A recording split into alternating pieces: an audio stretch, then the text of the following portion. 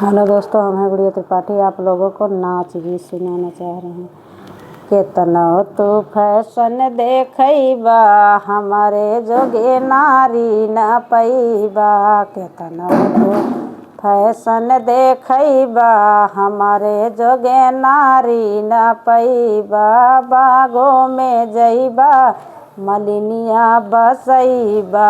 बागों में जाबा, मलिनिया बसइबा। संगे संगे गजरा गुछइबा, हमारे जोगे नारी न पैबा। संगे संगे गजरा गुछइबा, हमारे जोगे नारी न पैबा।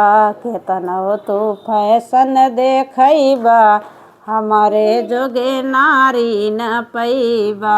केतना तू फैशन देखइबा, हमारे जोगे नारी न पैबा। कुआनो पे जाबा, महरिनिया बसइबा। कुआनो पे जाबा, महरिनिया बसइबा।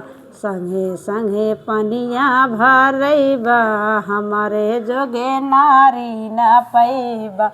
संगे संगे पनिया भरइबा, हमारे जोगे नारी न पैबा। केतना तू फैशन देखइबा, हमारे जोगे नारी न पैबा। महलों में जइबा, रनियवा बसइबा।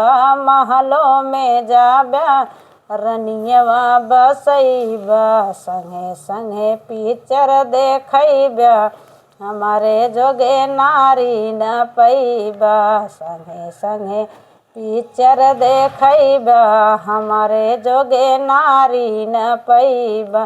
केतना तू फैशन देखइबा, हमारे जोगे नारी न पैबा। बजरिया में जाबा, बरैनिया बसइबा। बजरिया में जाबा, बरैनिया बसइबा। संगे संगे पनवा लगइबा, हमारे जोगे नारी न पैबा। संगे संगे पनवा लगइबा, हमारे जोगे नारी न पैबा।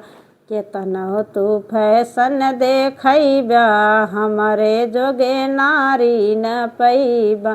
केतना तू फैशन देखइबा, हमारे जोगे नारी न पैबा। हेलो दोस्तों, कैसे लगा कमेंट बॉक्स में ज़रूर बताना।